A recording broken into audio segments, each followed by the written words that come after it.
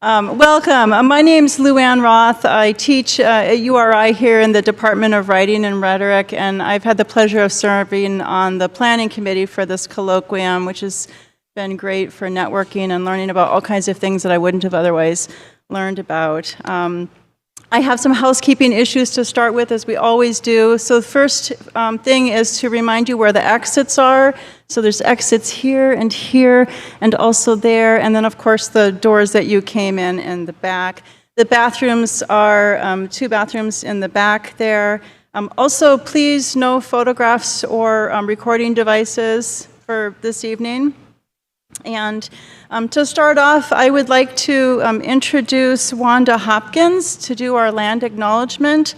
Wanda is an active citizen of the Narragansett Nation. She's a member of the Narragansett Indian Church.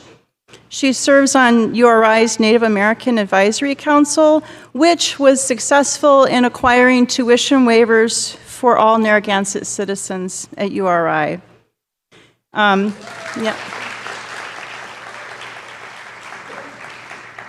Yeah, and finally, Wanda's worked at URI for 7 years, and she's currently pursuing a master's in English. So, well, Wanda, please.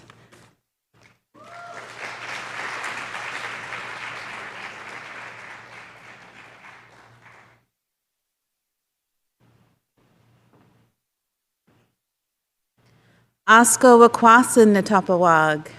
Hello, friends.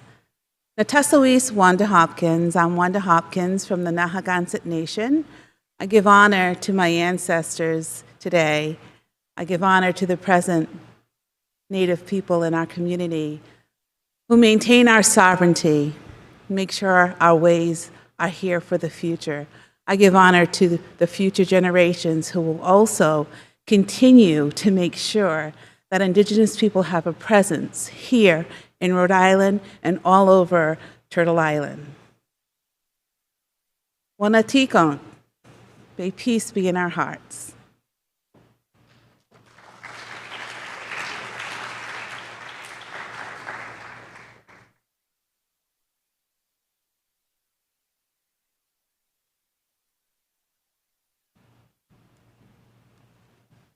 Right, and now it's my great pleasure to introduce tonight's speaker. As a member of the Oglala Lakota tribe, Chef Sherman was born and raised in Pine Ridge, South Dakota. Cooking in kitchens across the U.S. and Mexico for over 30 years, Chef Sean is renowned nationally and internationally. His primary focus is the revitalization and evolution of Indigenous food systems throughout North America. His research has led to an understanding of what is needed to showcase Native American cuisine in today's world. In 2014, Chef Sean opened the business, the Sioux Chef, which was designed to provide catering and food education in the Minneapolis-St. Paul area. With his business partner, Dana Thompson, Chef Sean designed and opened the Tatanka truck, which features 100% pre-contact foods of the Dakota and Minnesota territories. That is, no fry bread or Indian tacos, amongst other things. In 2017, Chef Sean and his team presented the first decolonized dinner at the prestigious James Beard House in Manhattan. In 2018, his first book, The Sioux Chef's Indigenous Kitchen, received the James Beard Award for Best American Cookbook and was chosen as one of the top 10 cookbooks that year by the LA Times, San Francisco Chronicle, and Smithsonian Magazine. One can see why. With its mouth-watering images and information about pre-contact Indigenous foods, Chef Sean encourages us to try our own hands at cooking this food, and in doing so, helps us to imagine a culture and world before the devastating effects of colonization. In 2021, Chef Sean and his partner Dana opened Owamni by the Sioux Chef, Minnesota's first full-service Indigenous restaurant, which features healthy Indigenous food and drinks, and which received the James Beard Award for Best New Restaurant in 2022. The Sioux Chef team continues with their mission to help educate and make Indigenous foods more accessible through their nonprofit arm called North American Traditional Indigenous Food Systems, or cleverly the acronym NATIFS. NATIVS. I thought it was clever. And the accompanied Indigenous Food Lab Professional Kitchen and Training Center. Working to address the economic and health crises affecting Native communities by reestablishing Native foodways, this training center imagines a new North American food system that both generates wealth and improves health in Native communities. On this cold and blustery evening, please help me give Chef Sean Sherman a warm Rhode Island welcome.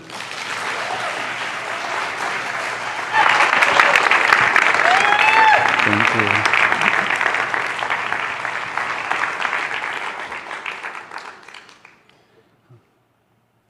All right. Hatia tuashte, halmatakyape, wambli watakpe anichepi. My name is Sean Sherman. I am from the Pine Ridge Reservation. I'm enrolled with the Oglala Lakota Sioux Tribe. Can you guys hear me okay? Okay, just double checking. And, I'm just going to kind of take you guys through this talk that I like to do. I've been working in this realm for quite a few years. I opened up my company in 2014, but before that it had come from quite a few years of trying to research. So I'm just going to talk to you about the work that we do, why we do the work that we do, kind of address the issue as why we don't see Native American restaurants all over the place as being very normal, and what we can do about that moving forward, and why Indigenous knowledge and Indigenous education is important to us. So, anyways, we have been doing this work for quite a few years now, and it's been a pretty interesting ride. We have had the food truck, and we did launch the restaurant. We did get the cookbook out. There is another cookbook in the works. I've done this talk quite a bit over the years.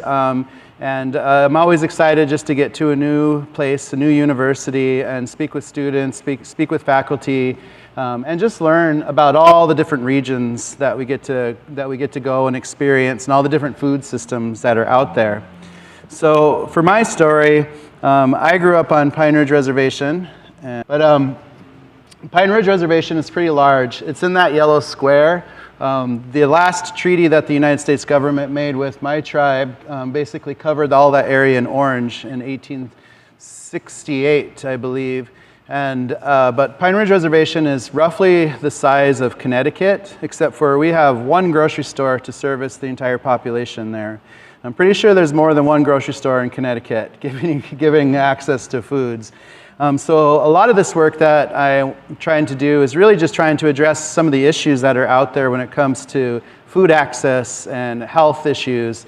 Because a lot of people on the reservation, just like myself growing up, we didn't have access to healthy foods. We had a lot of commodity foods, and it took hours to get to any place. If we had to go to Rapid City or something, it took a long, long time just to get there. On Pine Ridge, typically and historically, it's been, I would say, when I was born in 1974, we were probably 94% unemployment rate on the reservation. And today we're probably still in the 80 percentile, which isn't that good. So we didn't even have restaurants growing up. We had, we had to drive out of the state to Nebraska, or we had to drive to Rapid City, South Dakota, or to the Black Hills to get that access. Of any kind of restaurants. So I was lucky because I grew up on a ranch, so I spent a lot of time outdoors. South Dakota is very open. There's a lot of big skies.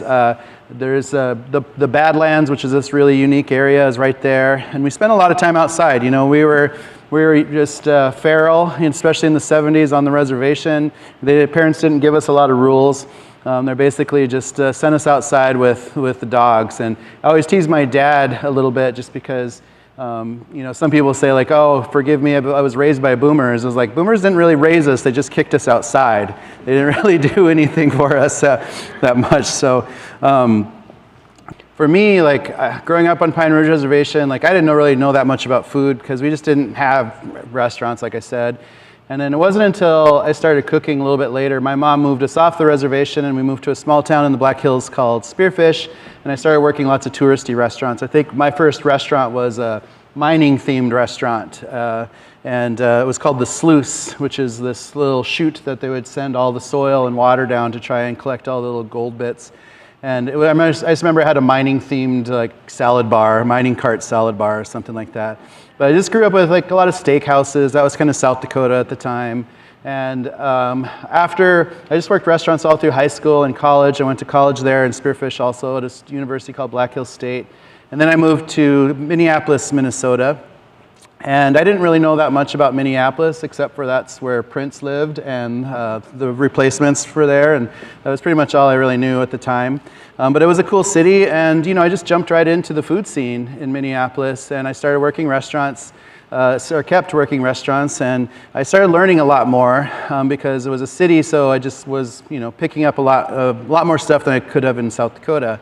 And Minneapolis was cool, and my chef career was great, and I moved my way up into a chef position at a pretty young age.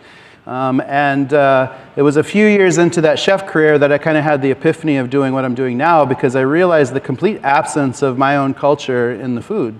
Like, there were no native restaurants, there was very few books on the subject, and it was so invisible. So the question was really like, why?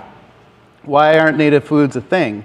I grew up on a reservation, and why didn't I even know that much about my own Lakota foods? Because I started asking around, and I just couldn't find anything. And I would tease early on that I couldn't just go online and order Joy of Native American Cooking, because that doesn't exist. And I had to figure it out, So I asked a lot of my family members, a lot of elders in my community. I did a lot of research, but even the elders in my community went through boarding school systems and had lost a lot of information already at that point. So there was still a lot of missing. So for me, I just had to really dig in and go into the history of everything, of why aren't there Native American foods out there? And the more I learned about my tribe, because I was really curious, what were my ancestors eating? What were they harvesting? Which kind of plants were they utilizing? What kind of animals? Were they growing things? Were they trading with other tribes? I just wanted to know everything that they were doing in their food systems from that perspective of the kitchen and the foods. And it took a long time. It took me quite a few years of just self-studying and researching to try and understand, all of those pieces. And eventually, I just started doing it. I just started creating dinners and making foods and dinners. One of the first dinners I did was in northern Minnesota back in 2012 probably, and was an Anishinaabe taste of spring. So I knew that my ancestors had a vast knowledge of wild foods. I knew that there was just all sorts of amazing flavors. And I know if people had been living here for thousands and thousands of generations, that people were obviously eating a lot of food and a lot of good food. And I wanted to find out what those pieces were. And the more I learned about my region, the more I kept going outwards. And today we look at North America. So we're looking at Mexico all the way through Alaska. And just trying to understand the immensity of the indigenous diversity that's out there, at the same time just really focusing on commonalities that indigenous peoples have with their food systems, and just realizing the full health benefit of going back to indigenous foods. And it's also even bigger than that when it comes down to it.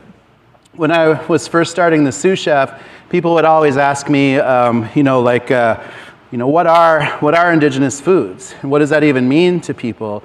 Because people would be like, oh, Native American food, I never heard of it. What is it? And I would get that question a lot. But I feel like we're slowly getting there, little by little, that we're seeing a lot more Native chefs, like my friend Sherry, who's in the crowd, and she has Sly Fox Den.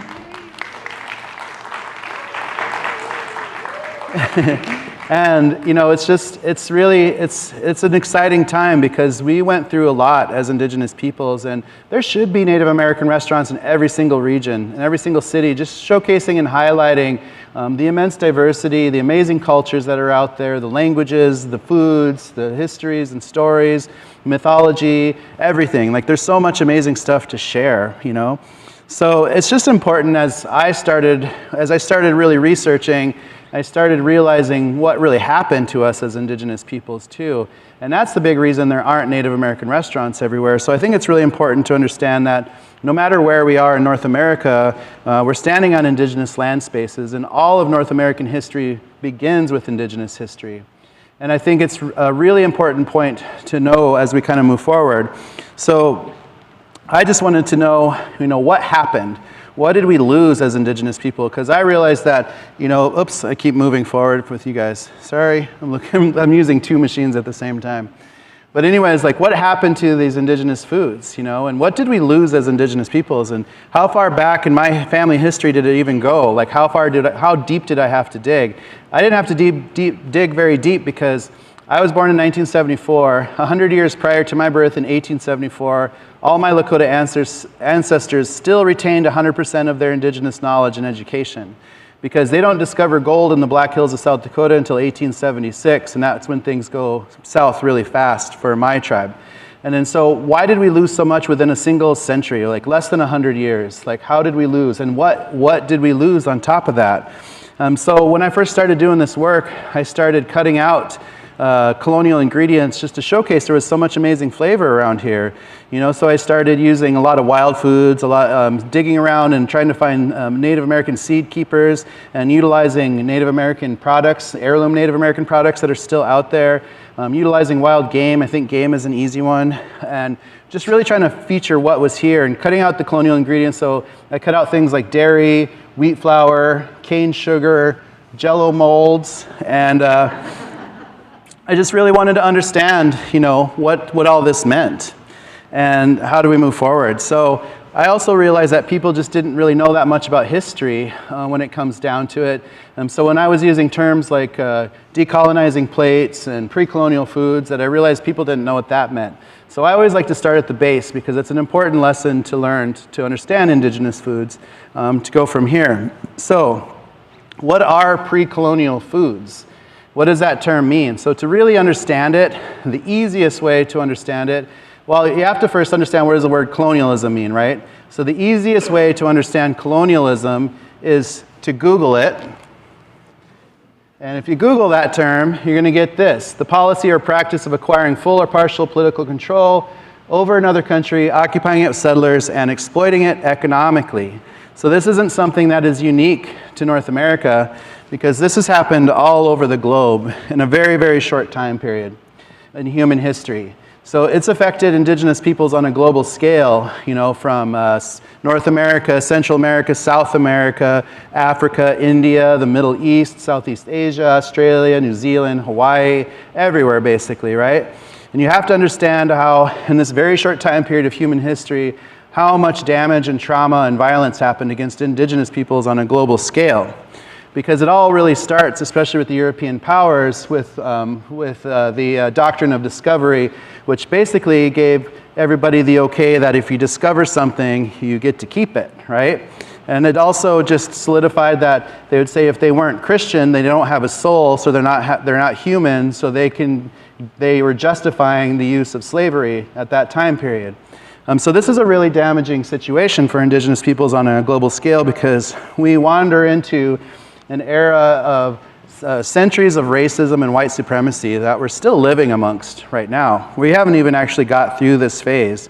And we know a little bit about the history of enslaved people in the United States and globally, but people don't talk too often about the Indigenous enslavement that happens here in the United States also, where over 5.5 million people were also part of that slave trade during that time period. And we have to remember how little history the United States actually has. Because if you look at the United States, just starting at the year 1800, we're not that large. We're not much more than the original 13 colonies. Ohio is the western frontier at this time period. We're still at war with Great Britain. And, this isn't ancient history. This is 1800. There's buildings on this campus probably, or I'm sure there's buildings around this area older than that right here, right? I'm assuming. And, so again, we have to remember how little history we have in the United States.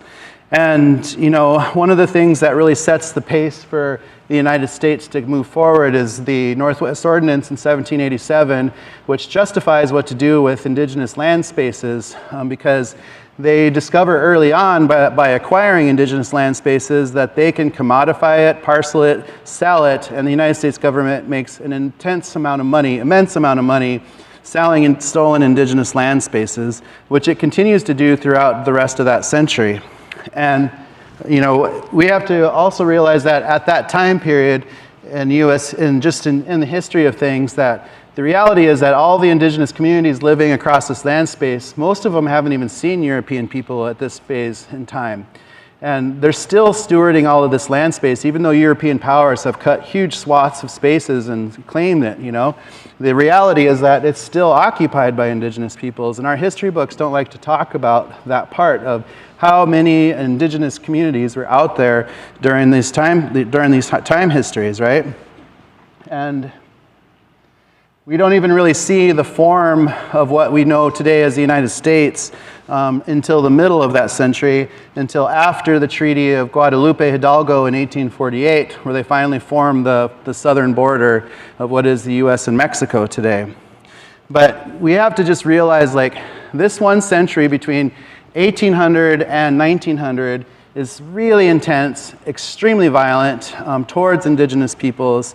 And the United States government has never come to terms with the violence that it utilized against indigenous peoples, or the violence it used with indigenous peoples stolen from Africa, forced to build so much of what is here today. And during this one century, we see so much loss of land so quickly. California wipes out its entire indigenous population almost to completion within just a decade, between the just throughout the 1860s. And, you know, so at the beginning of that century, over 300,000 indigenous peoples or more are living around what is California. By 1873, they do a census and less than 14,000 are left. And it's largely because of a bounty system that was the new formed California government pays, so you can make up to $200 for the body part of an indigenous person during that time period. And just a lot of immense violence. So at the end of that century, only 2% of that landmass is held by indigenous peoples, only because of the reservation systems. So during this time period, the full colonial machine is in effect, right?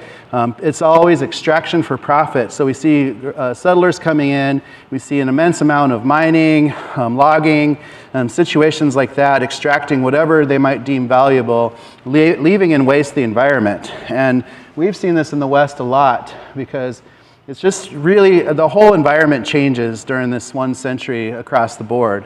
And it's not like what indigenous peoples have lived with, because if you can imagine like what some of the Western forests would have looked like with all old growth trees, you know, just forests and forests, you know, all completely ripped down. Like less than 10% of the redwoods still stand today of the original ones, because the colonizers never took to learn the lessons of the indigenous peoples who had been living with them for millennia and knew how to live and work with them perfectly in building, you know, houses as big as this theater, utilizing those trees. And instead just ripping them down to where there's almost nothing left of them. And we also see just an intense loss and destruction of crops and seeds. We really have no idea how many species, heirloom varietals of corns and beans and squash and sunflower seeds, and who knows what else was lost during this time period in this one century. Our first president, George Washington, right after he is elected, or while he's president, one of his first acts is sending General Sullivan out to destroy and get rid of all the native nations that are up in the Northeast, because he was upset that they were siding with the British. Because the British, they felt like the British were safer. They didn't really trust this young government that was forming at that time. So George Washington orders the total destruction and devastation of settlements and capture and enslavement of everybody as possible. So General Sullivan sets out that summer in 1779 and does just that. It only takes him a single summer between May and September to accomplish that. And at the end of that, he writes back to George Washington and says, there's not a single site of an Indian on this side of Niagara, because everybody escapes and moves up. And today in Haudenosaunee, the word for U.S. president still means town destroyer, because of that very situation. And this just basically sets the tone for the rest of the century. And we just see a lot of acts coming from the United States government against indigenous peoples, like the Indian Removal Act of 1830 under Andrew Jackson, which is better known as the Trail of Tears, which is extremely violent. And then we also have things like the Morrill Act of 1862, which actually this university is a land-grant university, and it's a direct privilege from this situation signed under President Lincoln, because basically it's justifying the use of stolen native land and applying it to territories so that they can start universities and colleges, particularly around agriculture. So I did a little research, and Brown University was the first land grant in Rhode Island, actually, but then they didn't quite qualify, but the new college here of agriculture at that time period did, so they became the land grant university here. And I also did the research of which land they utilize. So they utilized about 160,000 or 140,000 acres from land in Kansas, and I did the research on one of those land spaces, and 40,000 acres of that land were taken from the Kansa people, or Ka. And I did a little bit more research, and it said that the United States government gave them an offer, but they refused, so they forced to take it. And they paid them $179 for 40,000 acres. So I did that math, and that was just shy of less than a half a penny per acre. And and if you do the math, like what is that in today's dollars? That's about 10 cents an acre in inflation in today's money. Whereas today, like the inflation of like the average price of an acre in Kansas is $2,000, right? So the United States government did this kind of situation and over for people. And there's a lot of land grant universities out there because a lot of states have them, but they're still getting direct privileges from a lot of this situation in the mid-1800s. And I just think it's really important to know those histories. And I just feel like there should be some obligation in the future at some point for some of these universities to really make an effort to try and support as much indigenous progress as possible, especially when it comes to food systems, especially because they're designed to be agricultural spaces for learning, right? Indigenous people shouldn't be having to pay for education, which some universities are moving forward with. But I just think there's a lot we can do when it comes to it. We also see things like the Homestead Act at the same time of 1862, the Indian Appropriation Act of 1871, the Dawes Act of 1887, and all of these pieces are designed to weaken indigenous peoples, justify land grabbing of indigenous land spaces, and to further take away rights from indigenous peoples as the century goes on. During this time period, we also see a really intense treatment of indigenous peoples trying to stand up for their lives and livelihood and cultures. And this is a picture of a concentration camp right outside of Minneapolis.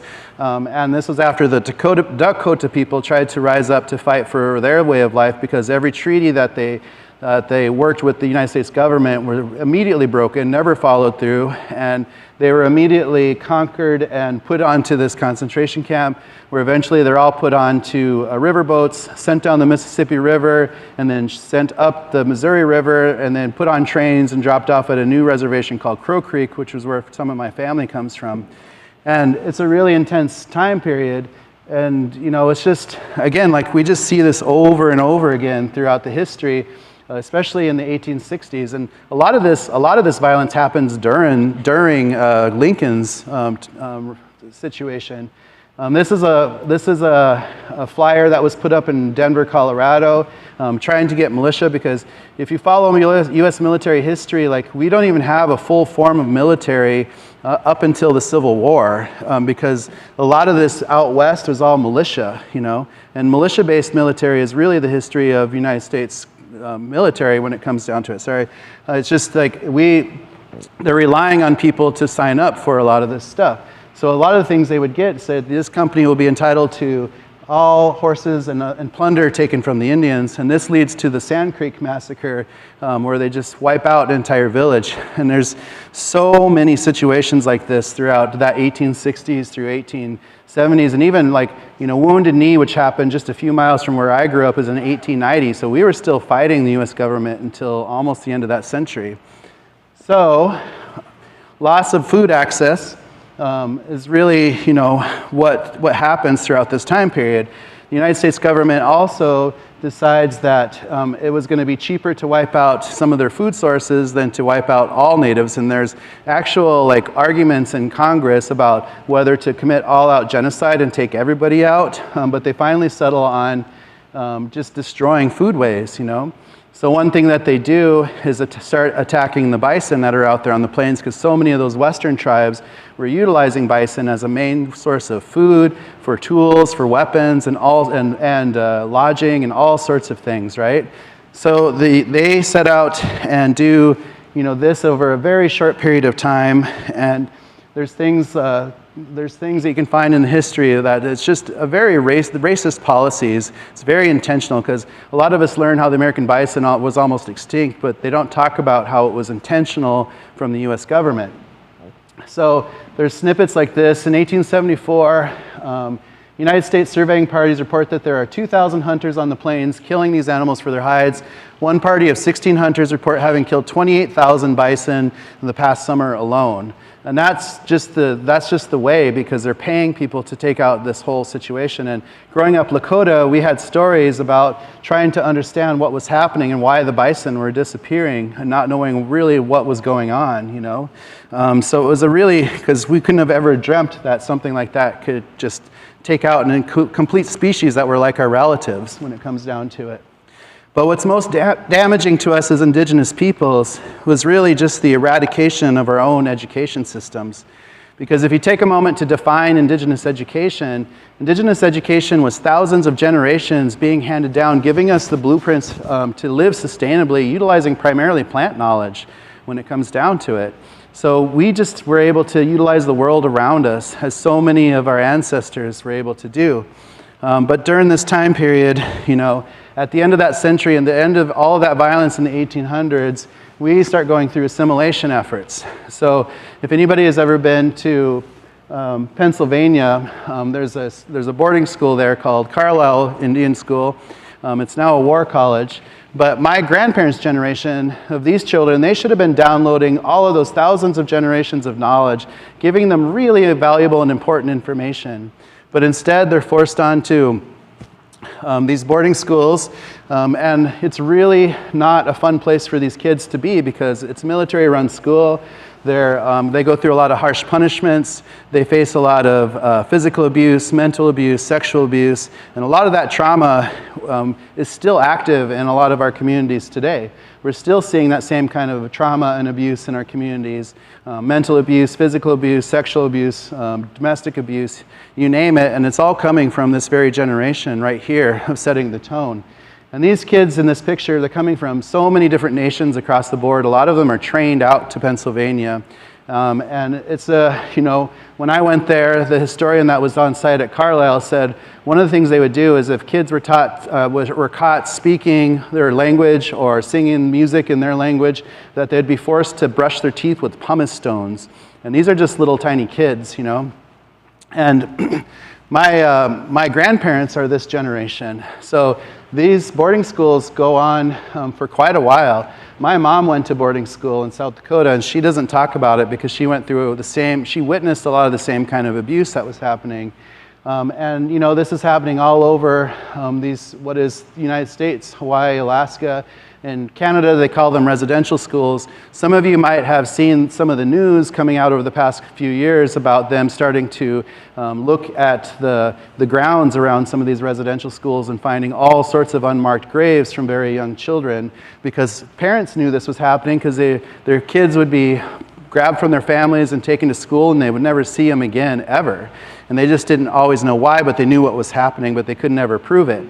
But now it's starting to really come out to the intense trauma that went on with these schools. So a few years back in 2019, right before some of that searching happens, one group in, I believe, Ontario did a ceremony, and what they did is they wrote down the name of every single student they can find in the Canadian residential schools, not including the US boarding schools, but just up in Canada, and they made a banner with every single name they can find. But now knowing this is just a small percentage of the names that are out there.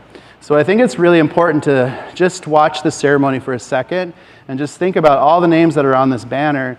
And like, we shouldn't have to worry that if we send our kids off to school, whether they come back alive or not, but this was the harsh reality for a lot of Indigenous communities.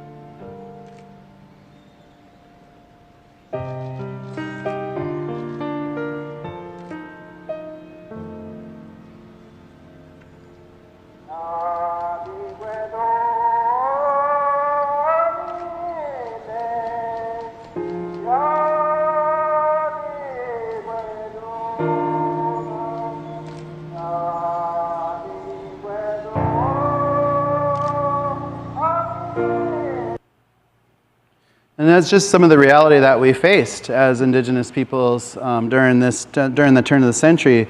So how are we doing in the 1900s? You know, the 1900s, after that one century of 1800 to 1900, which was a really intense and very violent century for us, you know, we aren't official citizens until 1924, which is after my grandparents are born. And first they allow some of the males to be citizens and then some of the females to be citizens after that. At that same time, at that same year, the United States government realized it didn't have rules or regulations to segregate Indigenous peoples. It only knew how to segregate black and white. So they had to create a new situation called the Racial Integrity Act in 1924. And if you follow more history, when the Nazi Party in Germany was looking around to see what other countries had created legislation around segregation and racial policies, they of course stumbled upon the United States as being one of the very few that actually passed laws around the situation, but thought they were too harsh, which is really pretty crazy. But it's true though, because we were not good back then at all. We go through a couple decades of Indian termination and relocation policies, which we see a lot of urban Indigenous communities arise in places like Chicago, Minneapolis, Oakland, Denver. And we go through another quite a bit of period where 1941 to 1967, which we call the Indian adoption era, which should get more review because it's a really intense situation. But during this time period, which is a long period of time, right? It's almost 3 decades. 1 out of 3 Indigenous children are pulled from their families and put into non-Indigenous homes, which is just another form of cultural genocide because they're just further whitewashing and assimilating us as Indigenous peoples. That's a big number. 1 out of 3 kids during almost 3 decades in a very recent history. You know, some of them, there's quite a few people here that were alive during that time period. We can't vote like many people of color until 1965, and we're still battling that situation. Growing up in South Dakota, we couldn't vote until the 80s because they wouldn't accept votes from unorganized counties. Now they're just gerrymandering everything when it comes down to it. We couldn't celebrate our own religions until 1978 legally. So many of our knowledge keepers and knowledge holders were imprisoned before that just because they knew too much about the cultures. So a lot of our tribes went into hiding and secrecy when it came to any kinds of ceremonies or any kind of practices. And there's still a high level of uncomfortableness when we talk about ceremonies. It's just a really rough time, especially with a country who, you know, wears the freedom of religion on its sleeve so much, just except for Native people, the original people of this land space. So post-colonial Native America, like, you know, what does that look like? We've never actually even exited a situation of colonialism. Like, we're still living in an era of colonialism. There's still Indigenous peoples in Brazil being killed right now today, and it's happening around the world, you know? So we still have a lot of work to do. And, you know, during this last election, they couldn't even remember who we were as Indigenous people. They just called us something else. And that was going to be our slogan, like, come down to Owamni, we're something else, right? So for me, like, I grew up, like I said earlier, on Commodity Foods, which is a program that was originally set up to help a lot of the settlers that had that had spread out across the Midwest where all of the farming was going on. And after the Great Depression, they were trying to set up systems to support them. So the US government starts buying surplus from a lot of these farms to create its own surplus of foods that it could use for hospitals, school systems, universities, military, and the indigenous communities that were still out there because of a lot of the treaties. So this food program, unfortunately, is not very healthy because it's a lot of over-salted vegetables, over-sugared fruits, a lot of carbs. You know, growing up with government bran flakes and government powdered milk is not that fun, you know. It's just not that, you know, the food system is just not that good. And, you know, we didn't even have fancy labels like that when I was growing up. We just had the government cans that would say pork with juices and beef with juices and chicken with juices. And it's that with juices that really, you know, makes that product really good, you know. But no, it's awful. And Indian tacos or fried bread tacos, they're great. They're not going to go anywhere. They're a really fun dish that we came up with. But it really comes down to that, You know, it was something that was taught to us because we were given staples that aren't ours. You know, we were given lard and flour and salt and things like that. So this has become a really great piece for us to celebrate, but it shouldn't be the one piece that identifies us all as Indigenous peoples, because we have so much amazing diversity to showcase, which is why I chose in my business to showcase something different, you know?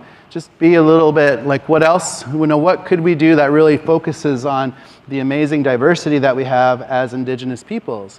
So that's where it comes to understanding how Indigenous food systems work. So the first thing you have to do is just, you know, just think about what's out there, you know. So I spent a lot of time contemplating, researching, reading, digging through everything, and just looking through histories and ethnobotanical texts.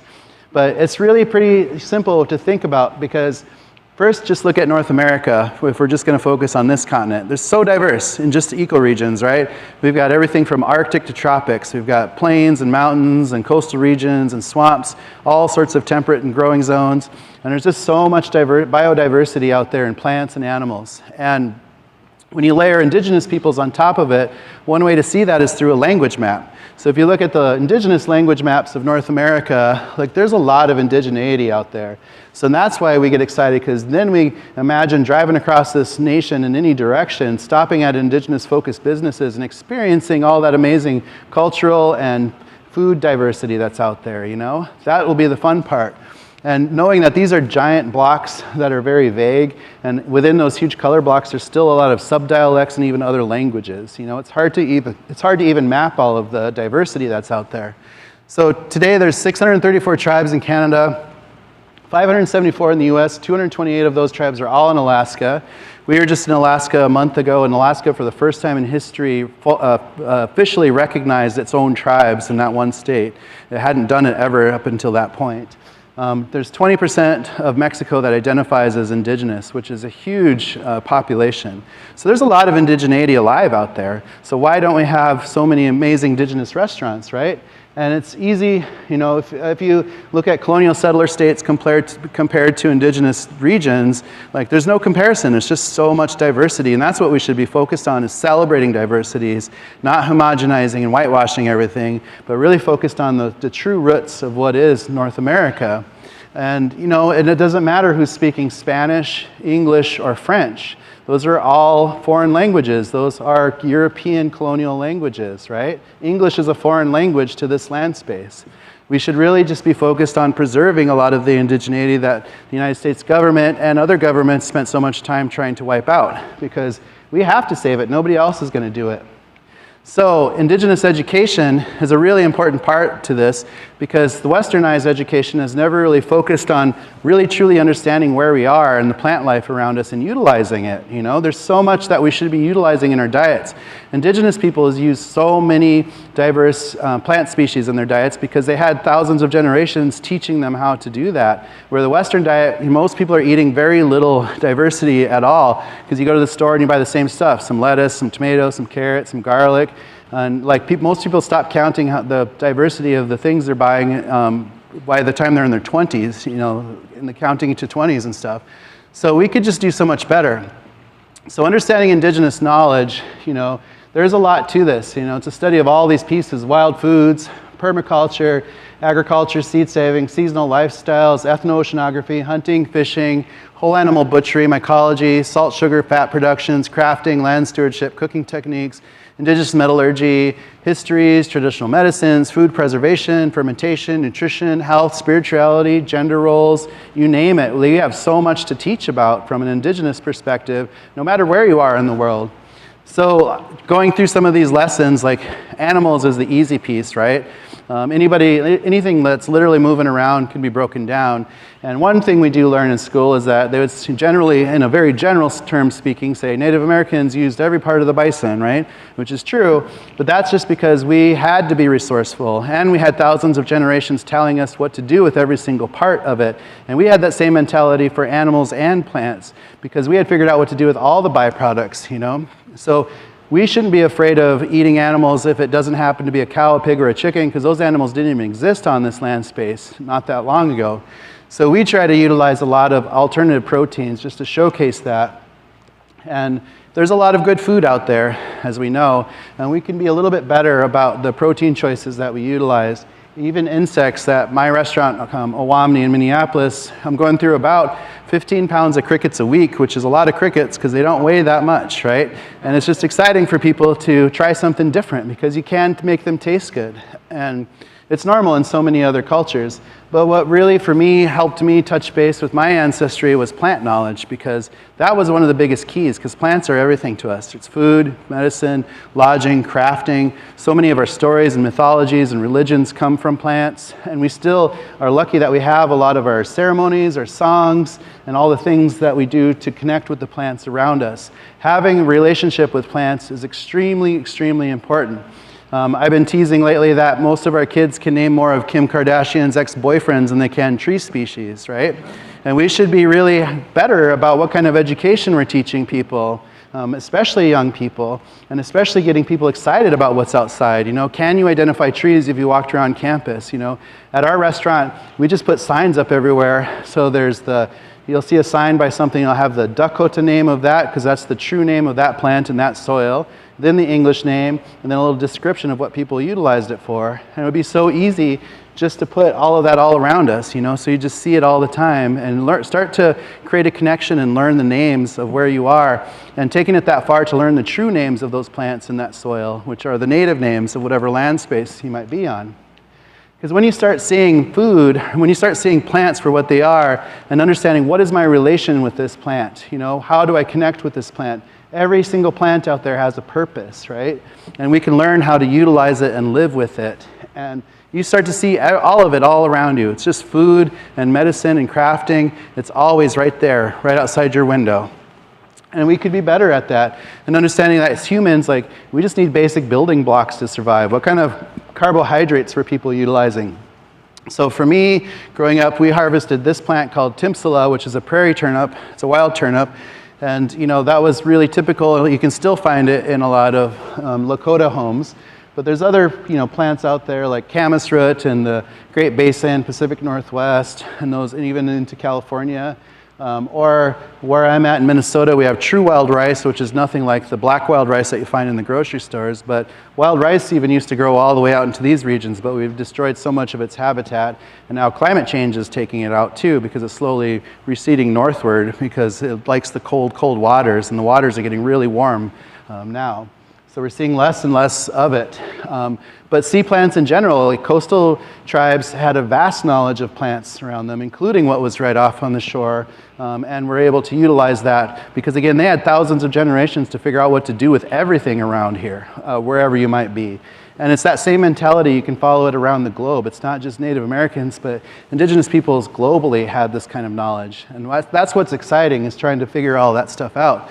Or if you're in the desert where all the plants look like they want to hurt you and maim you, you know, these plants have very specific purposes, and the indigenous communities out there were very comfortable with these plants. And it's silly to use a term like food desert, because people who lived in the desert saw nothing but food around them. They just knew how to look, they just knew what their relation was with those plants. North American indigenous agriculture is something that should be taught more, because so many of the world's crops have come from the Americas, and we're taught to think that we're kind of at the pinnacle and the highest point of modern agriculture, but we know what this kind of agriculture is actually doing to soil, you know, and the monocultural crops with the amount of chemicals that goes into these kinds of soils is really damaging, you know, because this chemical is not only in all of this food that it's producing, but it's also getting into the soil, getting into our waterways, getting into our towns, getting into our houses, getting into ourselves. And we're not going to even know what's going to happen to us for a little while longer till we find out what happens to an entire generation of people who have been microdosing things like glyphosate over and over again, because you can't get away from it. It's in everything. It's like in all the products in the middle of your grocery store. It's so hard to get away, but you don't want to mess with that stuff. That stuff's scary, you know?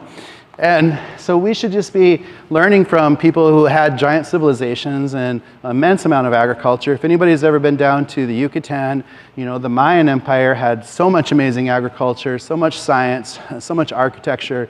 so much, you know, and they didn't need chemicals. They were able to feed, you know, hundreds of thousands of people with this kind of stuff, and they're growing things like corns, beans, squash, chili peppers, sunflowers, cotton, tobacco, and you see the same thing moving northward. So, you know, Tenochtitlan, which is modern-day Mexico City, when they first stumble upon Mexico City, they're growing raised bed gardens, you know, and their waterways are pristinely clean. And again, they have, you know, hundreds of thousands of people living across this area right now, and like they were able to support that all through organic indigenous agricultural practices.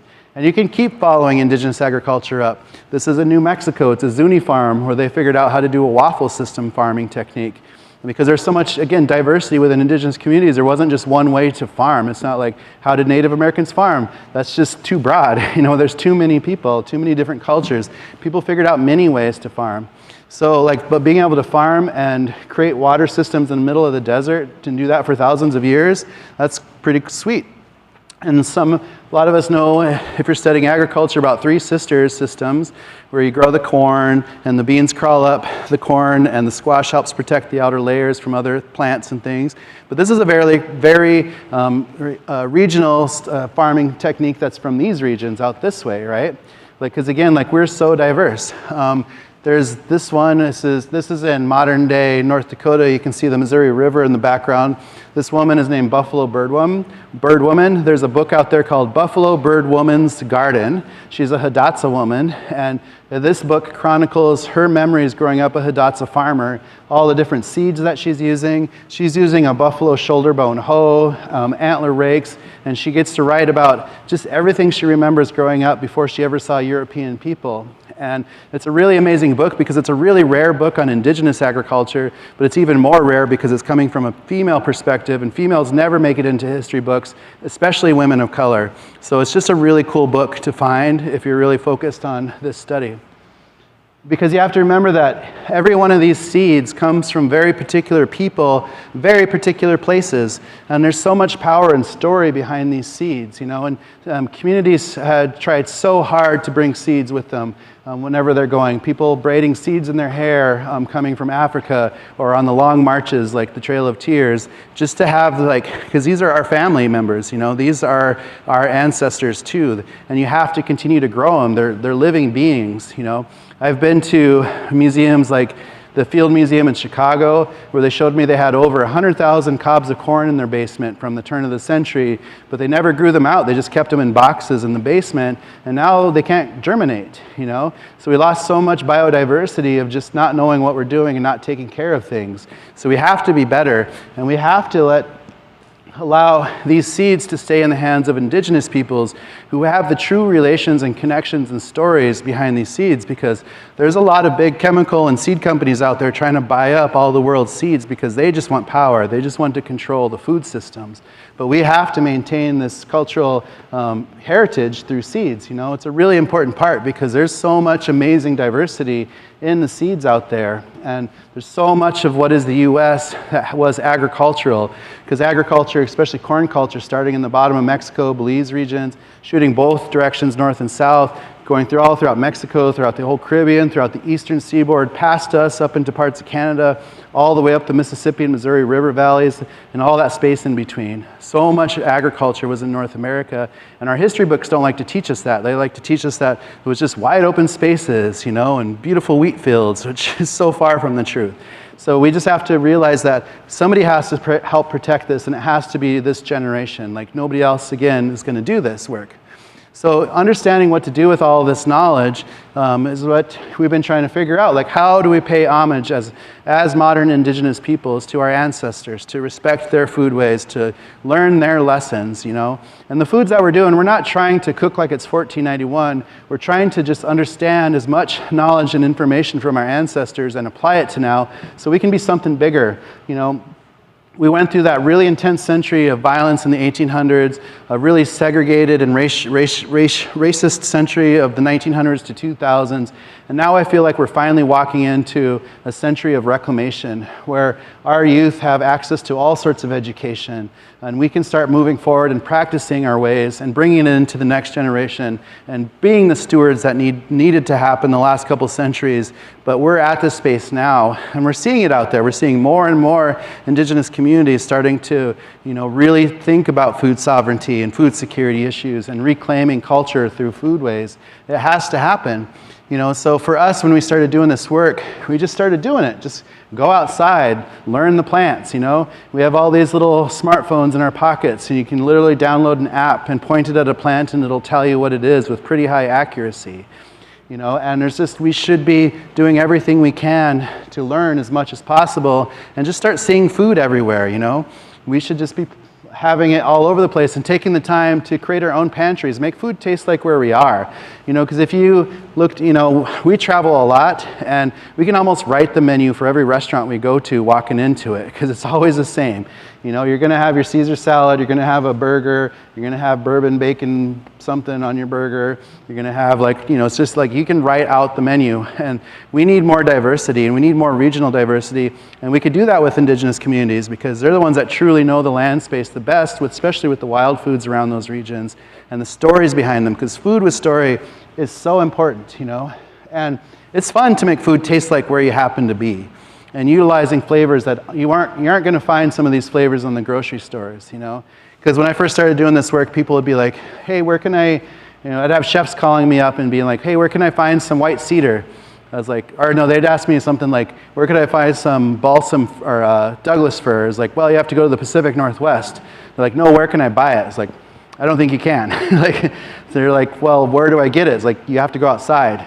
But she's like, where at? And I'm in South Minneapolis. Where should I go? Pacific Northwest. They just become so disconnected, And, you start to see some wild foods in the co-ops and grocery stores sometimes.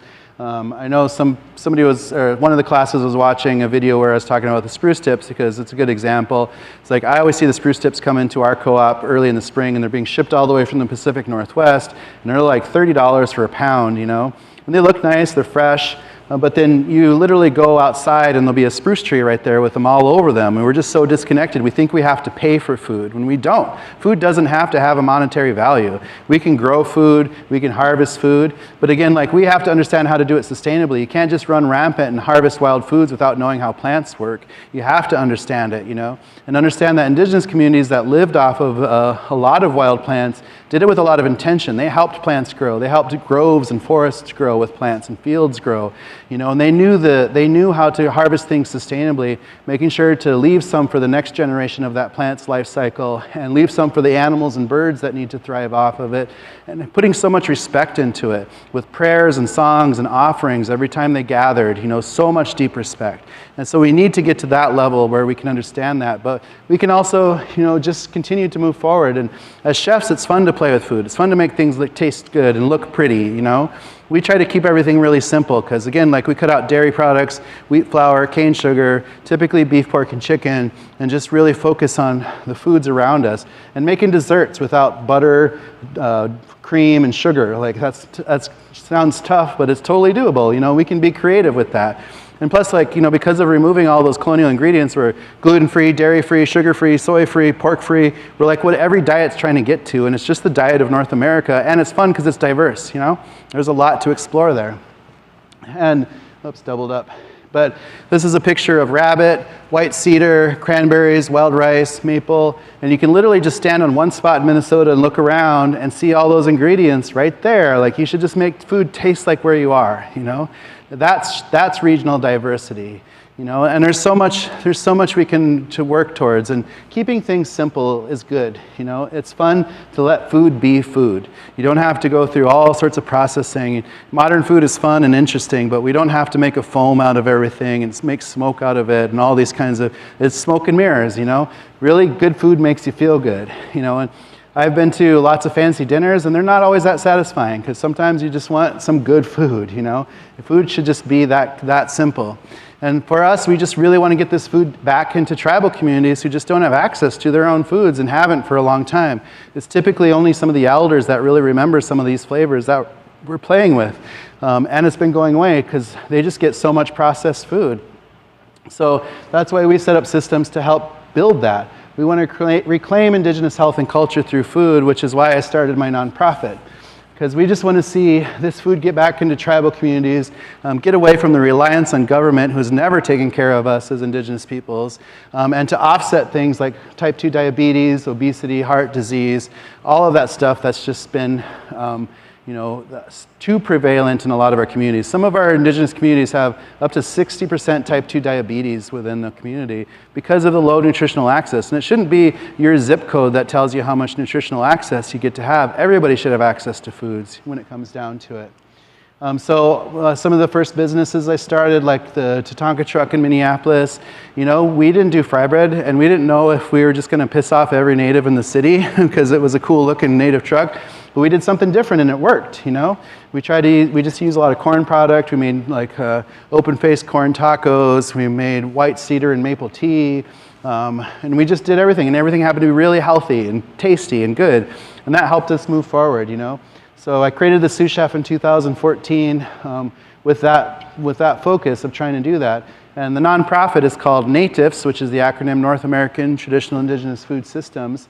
And under NATIFS, I developed two focuses, which is creating access to Indigenous foods and creating access to Indigenous education, which are kind of the two fronts the U.S. government used against us because they took our food away from us and they tried to assimilate us. So using these two fronts can be really impactful for us moving forward.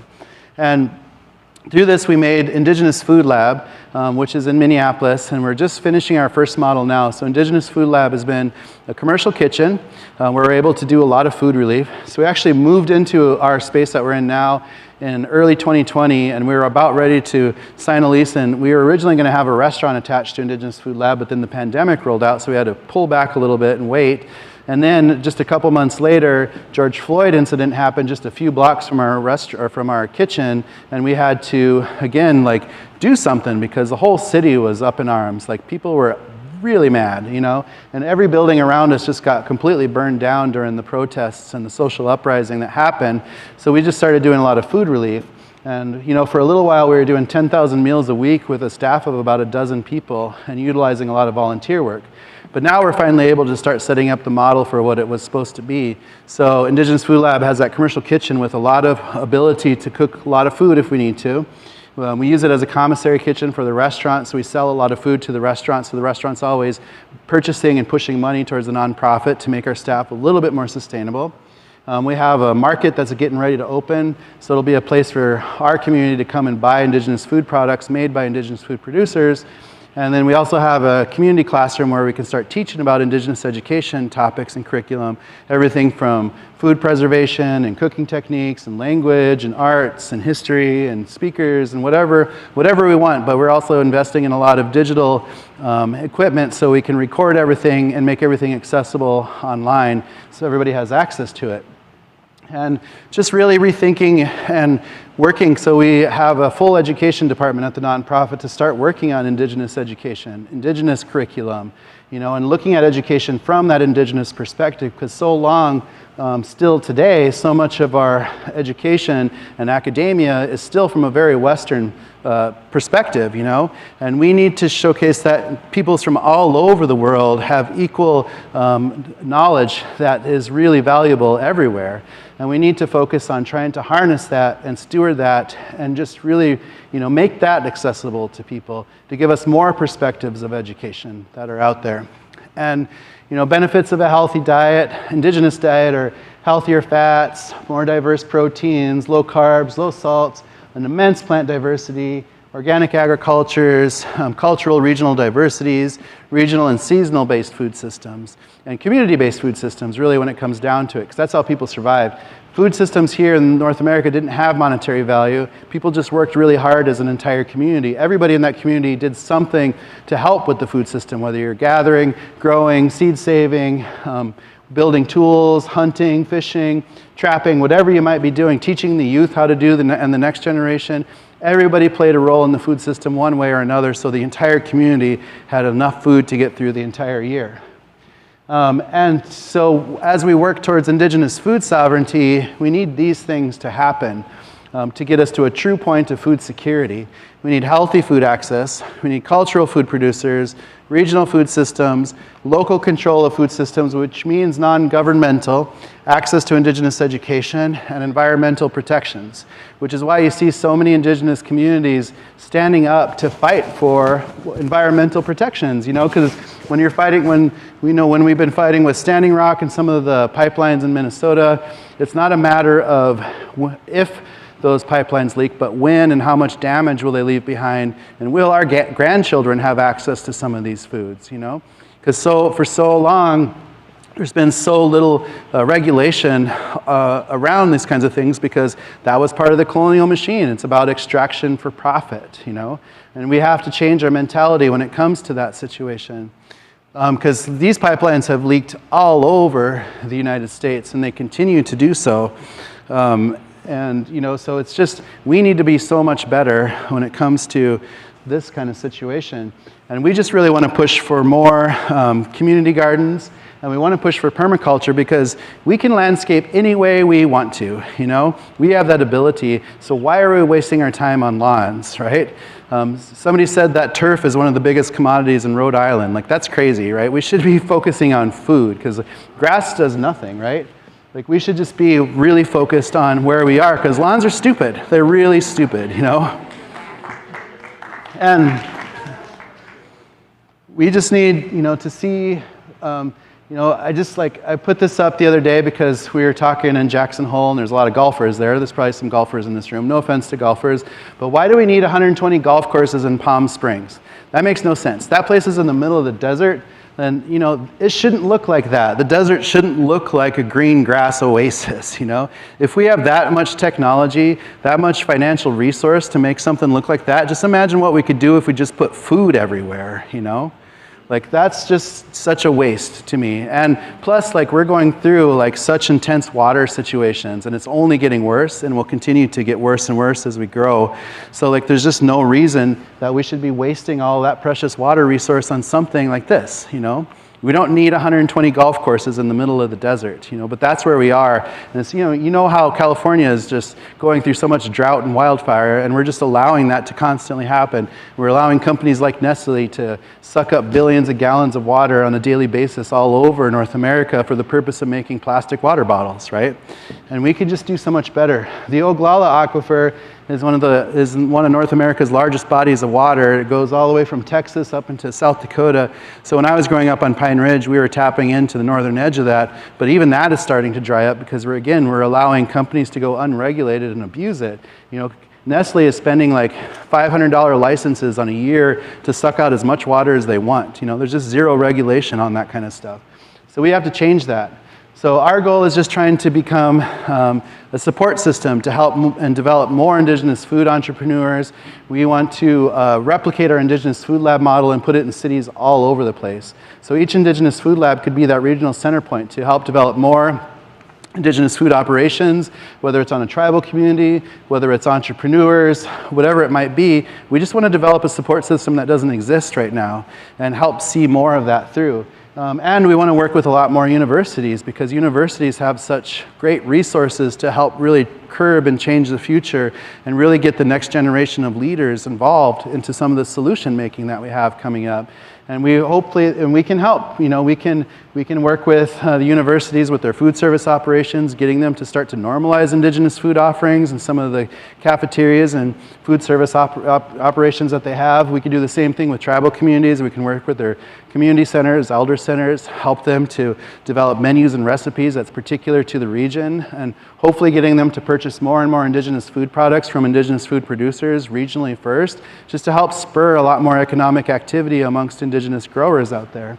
And that stuff's all doable. But we also need trained kitchens to help us understand. Universities could be working with us on our educational level and helping us learn more and steward this knowledge and work on just understanding, work on research, work on, finding, just trying to understand better as we move forward in the future, and training the next generation of what kind of tools and equipment do we need, because we need trained kitchens and culinary people too, just to know what to do with all this wild food, Because imagine if we just took one giant lawn on campus and just put food everywhere on it, and how much that one half acre somewhere could produce. Like that, it could produce so much food if we just put our minds to it. And all of that food pantry that comes out of it could help supplement some of this stuff, and at the same time, it's great education for people working on it. And we can do that in communities too. And we want to see a lot more indigenous food production and food producers. So we also set up ourselves to get a USDA licensing so we can be a micro to mid-size co-packer, so we can help people get some of their cottage industry products on the market better. Because if you try to go into a co-packer, let's say you're making something and you want to do it and sell it in a grocery store, you have to find a co-packer, you have to spend a lot of money, and you have to have a lot of product to get to that point. And it's a huge hurdle that most people just don't have to get to that point. And it's a gamble because the quality when you go to that level gets dropped down quite a bit, and you have to cut a lot of costs, and it just doesn't come out the way you want it to. But so we just want to figure out ways to do that. So we're working with a pilot program right now with an indigenous group in Minneapolis who grew out a whole bunch of heirloom Native American squash. We processed for it, and we're going to be packing it for them this winter and creating a product for them that they're calling IndigiBaby. And we're going to be able to do that all through our processing. And we'll see if it works. We hope it does. Because if we just believe that if you can control your food, you can control your destiny, which is what our indigenous ancestors had done for so long. Don't let other people control your food, because then you're always in debt to them, right? We need to work on this as a community with the ones we love, the ones we trust, to be able to get there.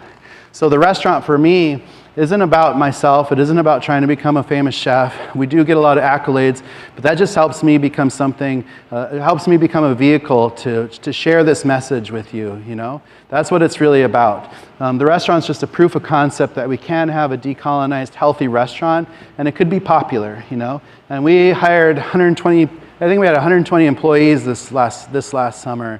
And we were pretty close to probably 70% of us identifying as indigenous or one way or another. And it's just not typical to find that, especially indigenous peoples. We don't get to go to a restaurant, see our native names on the menu, hear our native music, see people that look like us cooking the food, and it's not normal. So we're trying to do something that's different, and we're hoping that we can see more and more of these. So I hope you guys support Sherry with her endeavors out here, because we need more of this, And, we named the restaurant after what is downtown Minneapolis. There used to be a really beautiful waterfall called, the Dakota people called it Owamni, which meant place of the falling, swirling water. And we just took the short name because Owamni is kind of a mouthful. So people would just say the short name Owamni, but that's just reclaiming the namespace of the space that we happen to be on right downtown, what is now Minneapolis. Because when the colonial machine moved into what is Minneapolis, they built all these mills, they're processing all the logs and lumber, they're processing all of the wheat and things like that. And because of all that mill stuff, it ruined this really delicate ecosystem and soil of where the waterfalls were. So now there's just concrete skirtings there. And it doesn't look the same, but we feel very lucky that our first big project happens to be on this very sacred site. The name for the Mississippi in Dakota is Hahawakpa, which means River of the Falls, because this was the one big waterfall on the Mississippi, and it's like the heart of the Mississippi, so we feel very lucky to be right there. And again, just like some of the intentionality of what we do, so we try to purchase from indigenous producers first, locally, then nationally, and we just want to drive a lot of money back into indigenous food production, and we are, and it's working right now. And there's so much creativity can come of this, right? It's so fun to be able to challenge ourselves to create what is modern indigenous foods moving forward, because we can do whatever we want to do. We chose a very specific path. We can have fry bread, we can do whatever we want. We just have to identify it. We just need indigenous peoples to have that time and moment to identify what their foods are and what their food systems are, because so often we get European chefs discovering and claiming things like, I just just discovered the foods of Oaxaca, you know, and that's just dangerous language, number one. But we just need indigenous peoples to be able to rise up and voice what they are. They're the ones that are the true knowledge keepers of those foods, you know. So we need to see more people in the BIPOC just level having that ability to showcase this food. So it's not just European chefs making this, you know, distilling this food for other, you know, European descendants. We need BIPOC people to really rise up and celebrate this diversity and showcase it, because they're the ones that really get it, you know. So we just want to see that happen, and we just truly believe that on a global scale, the future is indigenous. It has to be if we're going to save this earth, if we're going to feed ourselves, and if we're going to be able to move forward with this world, you know, because we have to be better connected. We have to protect the earth. We have to stop thinking about extracting everything for profit, you know, and we have to learn how to get together. Let's feed each other, you know. It should be that easy, but, you know, we have a lot of struggles to get there. So that's my talk. Thanks.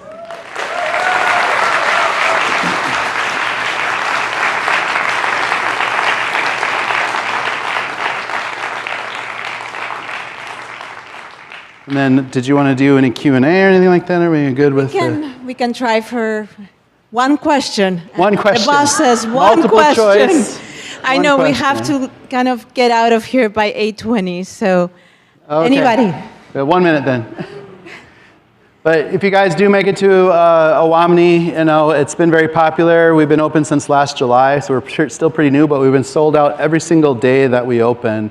So it's really hard, and people are always asking, how do I get a reservation? And I just say, I don't know, I just grew up on one. That's awesome. Very intense, very eye-opening. Thank you, Sean. Thank you guys so much for listening. Sure you don't have one question? Are you sure? Okay. Hold on. So people, just, we want to hear you. Sure. If I'm looking for native foods in this area, what resources should I use? The outdoors. No, obviously, you know, there's a lot of tribal communities, and you know, supporting indigenous, any kind of production, especially restaurants, which can really, because, you know, Sherry's going to be bringing in ingredients from different peoples and showcasing that. Working with some of the projects with the tribes, especially around food sovereignty, will be really important. Some foods we're just not going to see on the market. You know, that's just the way it's going to be, and that's okay, because some foods we might only get to try if we're on an indigenous community, like during a ceremony or a very particular time of year. You know, and that's just fine. We don't have to have everything at the grocery store. So it's just a matter of just being open, learning the plants around us better, learning who's growing some of these indigenous products. What's that? Download that. Yeah, download an app if you want to identify things more. But just starting to reconnect with your area and learning the histories, learning the violence and hardships that indigenous peoples went through, just to understand. And, you know, there's a lot we can do to move forward. Yeah.